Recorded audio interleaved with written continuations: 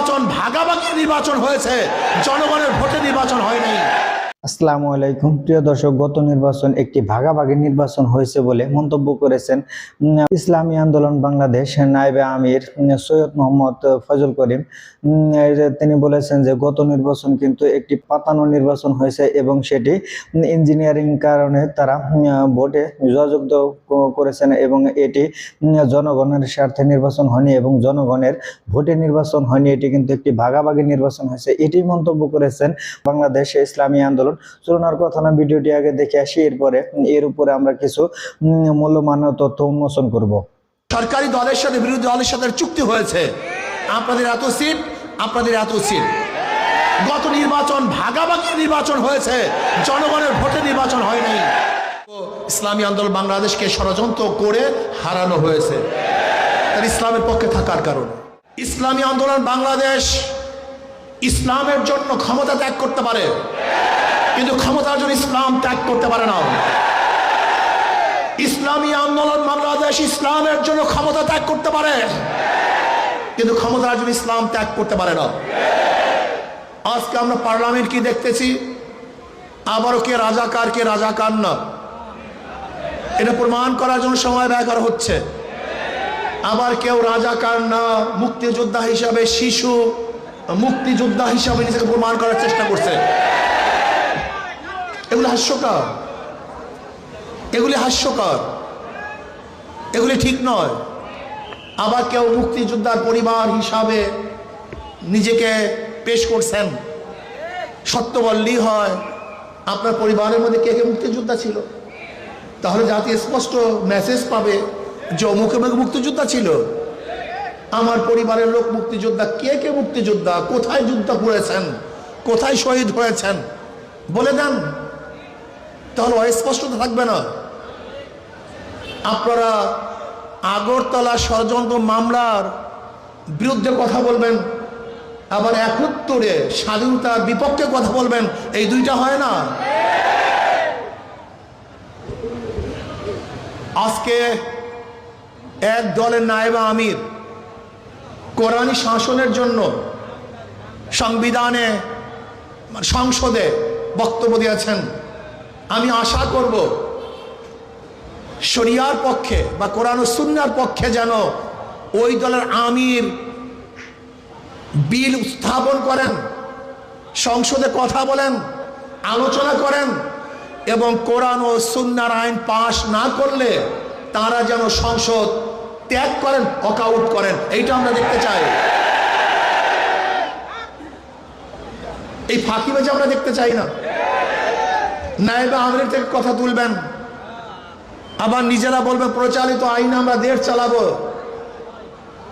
আমরা দেখেছি বর্তমান সরকারি দলের কোন এক মন্ত্রী তিনি বক্তব্য দিয়েছেন, আপনি স্পষ্ট করেন যে প্রচলিত সংবিধানে দেশ চালাবেন, প্রচলিত সংবিধান চান না শরিয়া আইন চান, আপনি স্পষ্ট করুন।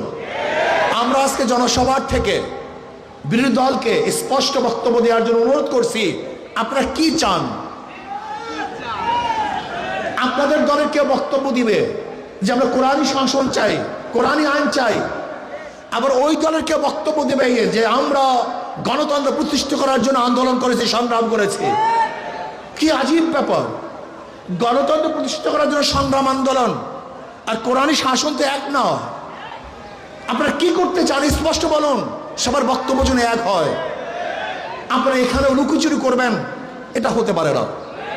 আজকে আমরা দেখেছি অনেক বক্তব্য, কেউ কেউ বলেছেন যে ছাত্রলীগের মধ্যে যে হেলমেট বাহিনী ছিল তারা কারা। এই প্রশ্ন আসছে। যদি কোনো একদিন কেউ বলে যে হেলমেট পরিহিত লোকগুলি অমুকে ছিল, আপনারা কি জবাব দিবেন? সব ভালো ভালো না, বেশি ভালো ভালো না, বেশি রাজনীতি ভালো না। ইদানিং আমরা দেখেছি আপনাদের অতি রাজনীতিতে বিভিন্ন চোরা বালিতে আপনারা আটকিয়ে যাচ্ছেন, এর থেকে বের হতে পারবেন না। আগে বক্তব্য স্পষ্ট করুন। ইসলামী আন্দোলন বাংলাদেশের বক্তব্য স্পষ্ট। ইসলামী আন্দোলন বাংলাদেশ কি চায়? কি চায়? ইসলাম হুকুমত চায়। বাস ক্লিয়ার কাট, কোনো বক্তব্য নাই। আজকে হোক কালকে হোক ইসলামী আন্দোলন বাংলাদেশ বাংলাদেশে ইসলাম হুকুমাত চায়। এর জন্য তারা কাজ করবে। বলতে পারেন বিগত নির্বাচন আসলে জনগণের নির্বাচন হয় না, কোয়ালিশন নির্বাচন হয়েছে, চুক্তিবদ্ধ নির্বাচন হয়েছে। দেখেন আশ্চর্য বিষয়, বিরোধী দল সংসদে দাঁড়িয়ে বলে আমরা বিরোধী দল না, আবার সরকারি দল তারা বলে না আপনারা বিরোধী দল, আপনারা বিরোধী দল না, এই বক্তব্য আপনাদের ঠিক না। আজীব ব্যাপার, মানে কি যে করবে দিশাই পায় না, না সরকারি দল না বিরোধী দল। কারণ চুক্তিবদ্ধ তো, কারণ সরকারি দলের সাথে বিরোধী দলের সাথে চুক্তি হয়েছে, আপনাদের এত সিট, আপনাদের এত সিট।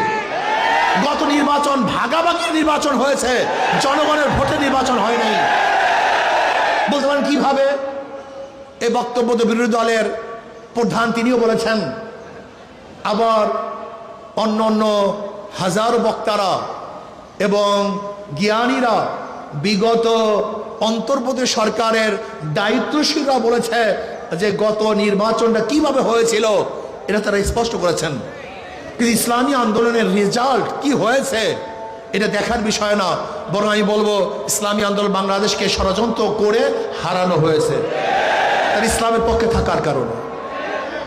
দর্শক, বাংলাদেশ ইসলামী আন্দোলনের নায়েবে আমির সৈয়দ মোহাম্মদ ফজল করিম যে বললেন গত নির্বাচনে একটি পাতানো নির্বাচন হয়েছে এবং ভাগাভাগির নির্বাচন হয়েছে, এই কথার সাথে আপনার কি মতামত রয়েছে সেটি কিন্তু আপনারা আমাদের কমেন্টস বক্সে জানিয়ে যাবেন এবং পরবর্তী ভিডিও পাওয়ার জন্য চ্যানেলটি সাবস্ক্রাইব করে পাশে থাকবেন।